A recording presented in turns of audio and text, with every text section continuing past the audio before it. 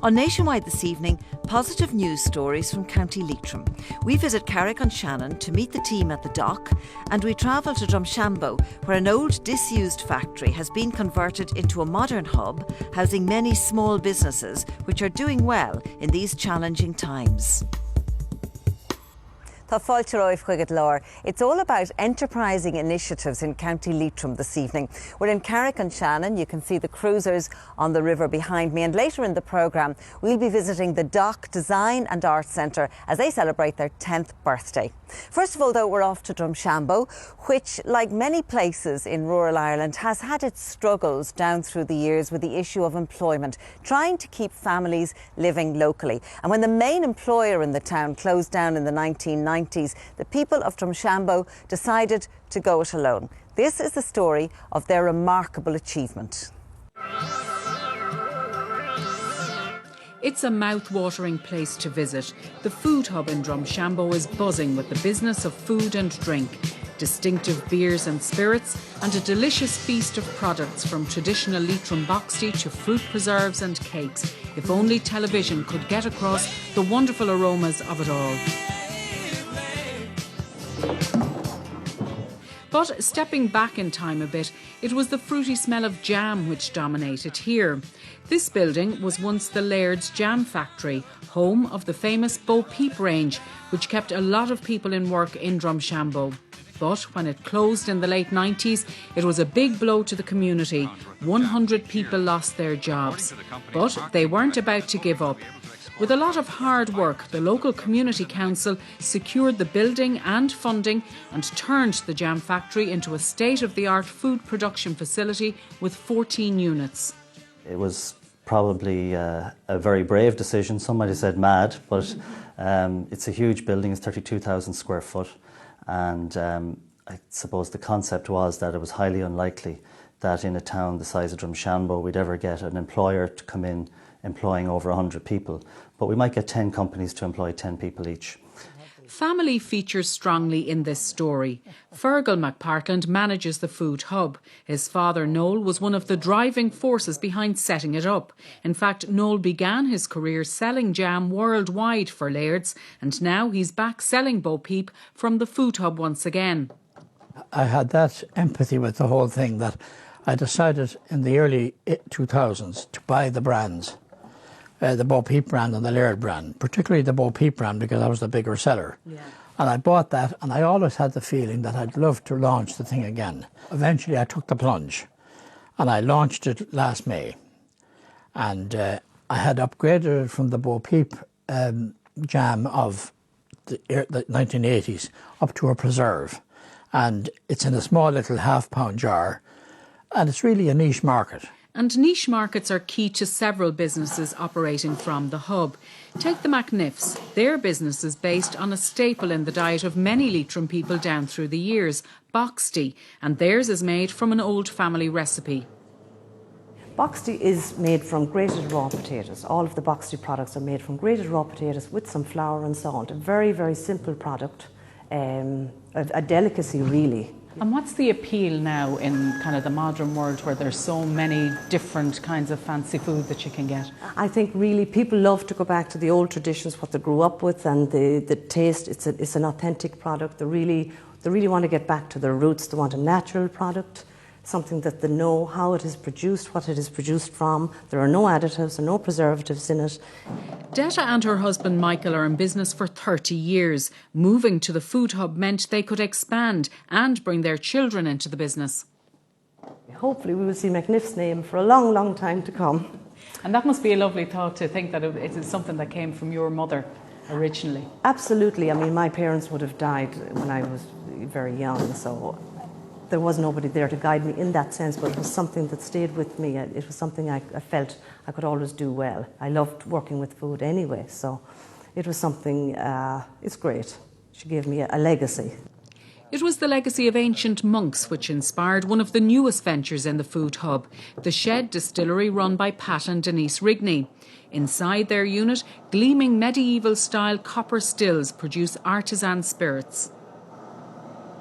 Well, our dream really was to really find a location that was remote and wild, which we have in terms of Drumshanbo, and use local recipes and bring some new ideas to those local recipes to create brands that we could sell overseas in the area of gin, vodka, special Irish whiskies. So that's been the dream. It's been a dream for a long time. We've all sorts of ideas here, from Black Forest Gatter liqueur to herbaceous gins, using local botanicals as well as some exotic ones from overseas, such as watermint from here and radish. And obviously the special Irish whiskies that we are making here, the handmade ones, will use some local oats, maybe some local wheat. All the time trying to develop products that have a local connection. And you have a very special connection with Drumshanbo yourself? I do, because my parents met here all those years ago, close to 60 years ago, and because of that, it's very nice to be back, and we're delighted to be here. We've tremendous support from the local community. We hope it'll be that the visitors' experience here will also bring much needed tourism to the area. The visitor experience at the Shed Distillery will operate alongside another visitor experience created by their neighbours in the hub, the Carrick Craft Brewery. It has a cosy tap room for visitors beside the production area, where a unique range of beers is brewed and bottled. At the moment we have 5 people working for us. We hope to grow that to about 10 people once we open our visitor centre here, which will be open to the general public to come down and see what we do here, do tours. It will also be open as a training centre for our customers as well, to bring their staff and so on in to see how we make the product. We make small batches of beer which are handcrafted from the creation of the recipe right through to the actual filling the bottles. There are no additives and preservatives, so it means for a much better experience the next day. But also it's just a natural product, so it just tastes all the bit better. A Pilsner and a winter beer are just some of the beers Carrick produce at the moment, but a new range they're working on has a very special connection with the original jam factory here. My grandmother would have grown fruit for the jam factory, so she grew plums and damsons during the 40s and 50s. We plan to bring out a new collection in May, which will be called the Jam Jar series. So it's tipping its hat to where we are in Drumshanbo, Laird's old jam factory, and also the family association. Moving on from the brewery, we enter a cheese cave, an unusual business in Ireland which is modelled on the French idea, whereby artisan cheesemakers use a central facility to mature and distribute their products. At the moment, the Little Milk Company are our biggest supplier. They send us in a range of cheddar cheeses that they do. They're a group of 12 organic farmers. Twice a week or so we will take in batches of cheese from them, take them, mature them, and sell them on. At the moment we're selling to Australia, England, Belgium, Germany, France, Holland, and it's looking like we're going to go in supply in the States now pretty soon as well. When we started with this, we looked around and we got quotes to build something that would accommodate up to 50 tonne of cheese with the stuff. When you start adding up the cost of drainage and everything else, we were in around 400,000 for that. And that was the reason we picked here, is because this was already here. Okay, we put in internal walls, but the floors, the drainage, the outside walls, you're renting a shell at a reasonable price, and that's what made the difference. And it's great here. It's, the brewery is here now, the distillery is here now, and what we're thinking of, there might be an option for doing a tourism element alongside this, and that's something we just have got all our ducks in a row yet for that. You'll have to get a winemaker in here to Yeah, that's the only thing we're missing. And you can actually mature wine in our rooms if you want. It's the same temperature, so. Starting small is a common feature of businesses in the food hub. Local man John Burns specialises in sweet and savoury dishes, supplying the Esquire's coffee shops in Carrick-on-Shannon and Longford, and for now he's a one-man operation. 5 o'clock in the morning, finishing roughly 9, half 9 at night. So there's 5 days a week. You must love it though. Oh, you have to love it to get on. It's just the economy we live in, I would prefer, shorter hours, but you just have to do it when you're self-employed. Yeah. But you have a great local outlet in Esquires. Yes, a good location, and they're very good to me, and I try to look after them in the best possible way. And And looking after the needs of a lot of people around the country, Chef in a Box employs 15 people producing a wide range of traditionally cooked meals sold in 120 shops nationwide. Chef in a Box does what it says on the box.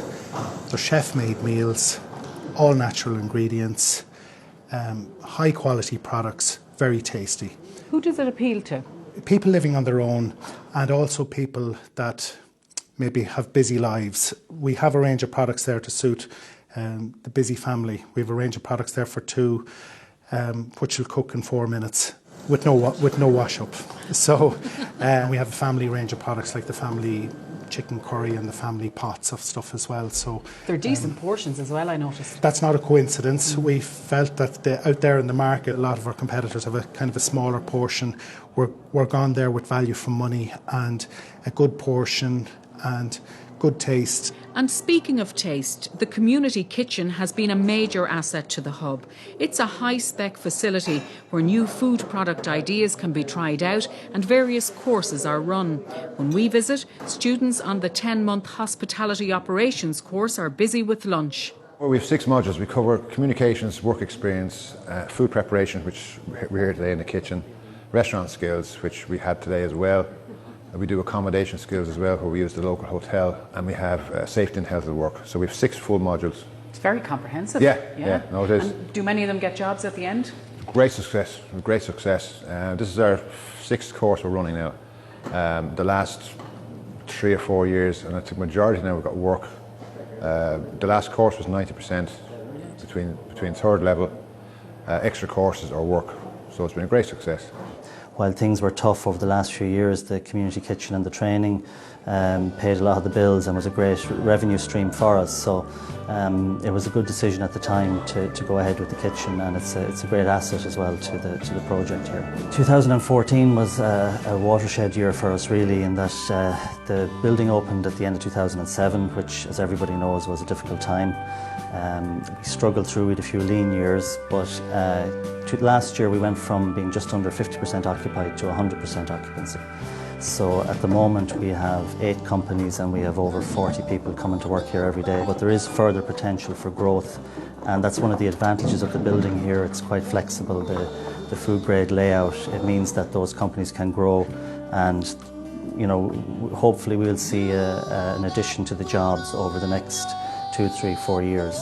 What it means to me now, it's an emotional thing really, but I'm not going to break down and cry. I could come up here in the morning, not every morning, but I come up in the morning with a spring in my step, because suddenly here we have quite a number of people working here in a varied amount of products, and really it's great for a small town. Everything made here is Irish made, and you've been round on all of them today. And I hope that when people see this programme about all these companies, that they'll appreciate what can be done, even in a small area like Drumshanbo.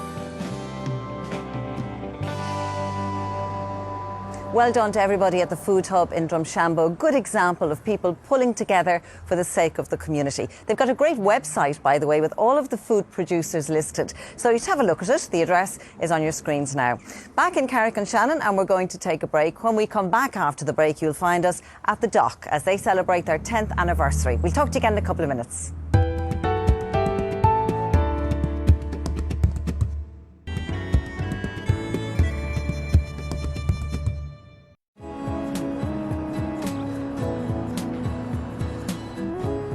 You're welcome back to Nationwide, and you're welcome back to lovely Leitrim, where we're spotlighting creativity and enterprise in the county. Now in Drumshanbo at the Hub, it's all about the food, but here in Carrick-on-Shannon at the Dock, the emphasis is very definitely on the arts. Sarah Searson, you're the director here, and there's got to be a story in this beautiful building. Yes, this magnificent building is a converted courthouse from the 18th century, and it's part of the rich historical fabric of Carrick-on-Shannon. The building was converted 10 years ago into a multi-purpose arts centre, so we house all sorts of activities here. So the courthouse gave it its name, the Dock. I actually thought it was because it was on the river. Well, it actually is because of the river. It's the combination of the two, and it was a competition actually for selecting the name, and somebody local named it, so very successful name. Inside the dock is the Leitrim Design House, which is a showcase for the best of the county's artists and craftspeople.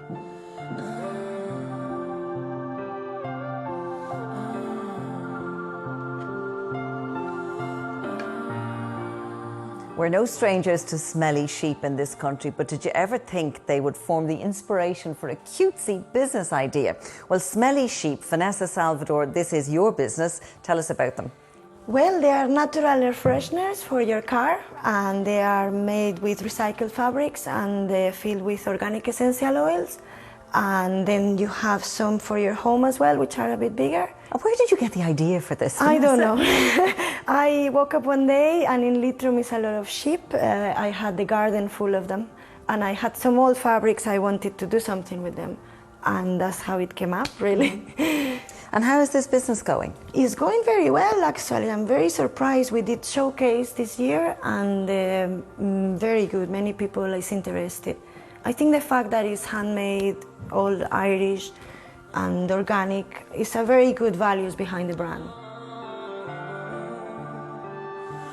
There's a very cosmopolitan feel to this jewellery collection in the Design House. It celebrates the counties of Ireland, and it's the work of Soraya from Spain and Marion from Germany. The idea it comes from to have a piece of Ireland with you when you are living abroad, or for those loved ones that they are living abroad, and send them a piece of Ireland. You've attracted the attention of Showcase. That must be great for the business.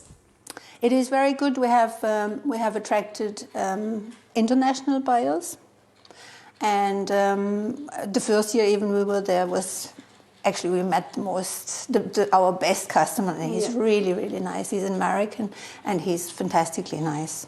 So you must be kept very busy, onwards and upwards, is it? We are, definitely. It's not a hobby, that is for sure. We are really working hard on it, and we're trying to do our very best.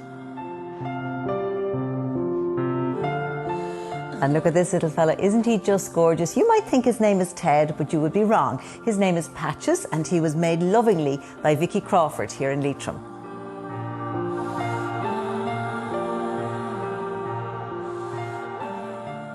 Randy Squares is these little organic cotton hats that I make for a newborn to 3 years of age. And I suppose it all started when my own son was born. I realised, there was a gap in the market for a little hat that sort of stayed on their heads, made their ears really cosy, and was kind of fun and playful as well, you know. Mm-hmm. My next plan is to make a little pair of really comfortable children's trousers that will match the hats, and it can be sold as a gift set. So that's. And is that your little lad in the picture? It is. Yeah, that's Tyke. He's a lovely model, isn't he? He is. He's a good model.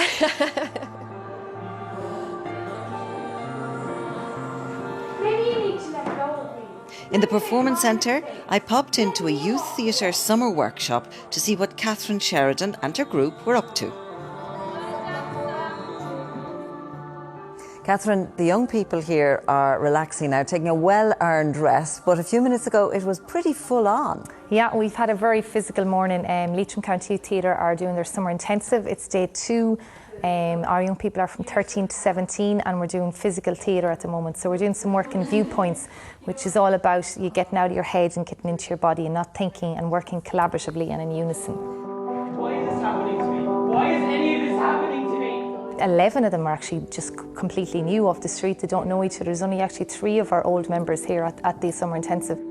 I would imagine that the benefits in terms of self-esteem and confidence are huge. Massive, massive, and even just making friends and meeting new people and trying new things. But it's all about the young people having their own voice and having ownership of the youth theatre as well, and finding themselves really in it. So we really work by actively doing and learning, and try not to do much chatting, and just let them kind of discover through doing. I've been coming here for about 3 years now, and just every time I walk into the door I just feel like I'm at home. I just love working with all the guys, and over the years we'd have like a mix of groups, and it's just everyone's always been so nice, and it's just great for confidence as well. And it's just, I'm such a different person than I was when I started. In what way? Just confidence wise. Like when I came in, I remember my first day I couldn't say a word. I was just sitting in the corner pretty much, just not saying anything, and now I'd get up in the middle of the thing and just go for it. So it's such a difference, and it's so great. I'd be lost without it. It's a nice way to meet new people, and it's just fun to do. And the first day I came in, and I was too shy to talk to anyone, but by the end of the day, everyone just became really good friends. Have you always been interested in drama? Yeah, my dad, you know, he's an actor. So yeah, I get the arts and stuff off him. You know, he inspired me to do the workshop as well. Every corner of this old courthouse, which is now the Dock Arts Centre in Carrick-on-Shannon, is put to very good use. Upstairs there are 3 galleries, which are home at the moment to an exhibition called Water Conversations, the work of Anna MacLeod, who's based in Manorhamilton. Anna, you, like so many other people in this country, must have a huge fascination with water. I think everyone's concerned about water. Everybody realises its intrinsic value to how we are and how we use the landscape. So I think of different reactions. Some people are much more politicised around water, so they take a political stance on it. Some people are more interested in the cultural value of water. So I think it's different for everyone who sees it. Have you also got an association with Spain and water? Yes, I'm doing a project which is a longer term project in the south of Spain in Almería, and because of changing weather patterns there, they're having longer, drier periods of drought. So I'm developing dew catchers to work on a farm to propagate seedlings, and maybe it'll have some commercial value in the short term. Dew catching already exists as a technology, but I'm trying to make it sculptural. They're probably the most beautiful downpipes in the world. Yeah, thank you. This is the way I like to work, in a nice, comfy chair. It's the craft of Niall Miller. Niall, you've got a little bit of a wood shaving there on your Thank you very much. You have the air of somebody who loves what you do. Yes, I do indeed. I do, most definitely. What does it mean to you to be here at the dock it's as brilliant. a craftsman? Oh, it's fantastic. It's really when I was thinking of starting out years ago, and the dock was starting, they really gave an inspiration to a lot of people that had moved to the area that had sort of crafty ideas and sort of things like that. On your own in the countryside, it's very difficult to get things done. But if you suddenly can meet other people who have the same ideas, you really do get a momentum of people that push. And that's what the dock is brilliant for. It's people grouping together, different ideas, crossovers. Networking. Yeah, networking, exactly. Yeah, so you have a ceramist with a woodworker or a metal worker with a glassmaker. And then I think you get exceptional things as you see inside there. You must get great satisfaction out of the work that you do. Oh yeah, I do. Yeah, I do. I really enjoy just creating things with your bare hands, from a gnarly piece of wood, and just to shape it into something else. There is a great sense of satisfaction, right? And what are you working on here? These are just blanks. I'm just working on to round them off for maybe a garden dibber or just a little toy item and things. I do a lot of demonstrations with kids, so the kids can actually have a go on the pole lathe and do some woodworking with me and stuff like that. Or in case the leg falls off the chair here. Exactly, yeah, you never know. That's the story of the dock, and that story brings our programme to a close this evening. I hope we've given you a bit of an insight into some of the things that are happening in County Leitrim, and maybe a bit of inspiration as well, because you know these projects could be replicated in many, many parts of the country. If you'd like to find out more about the hub or the dock, you can go to the nationwide page of the RTE website. Well, sin deir leis lór, go dtí an chéadú eile mar sin, on the héinear of Wirrin, Ihuagwif, agus Godéisih Slán. On next Wednesday's Nationwide, stories of Irish businesses that have weathered the economic storm and are growing on the home market and also with exports. The Dublin company bringing back the old phone box to a location near you, and the Leitrim factory offering its chairs to a worldwide audience. Becoming a fully fledged soldier of the Irish Defence Forces is not for the faint of heart. We witnessed firsthand the mental and physical endurance tests set out for the recruits tonight at 9:35.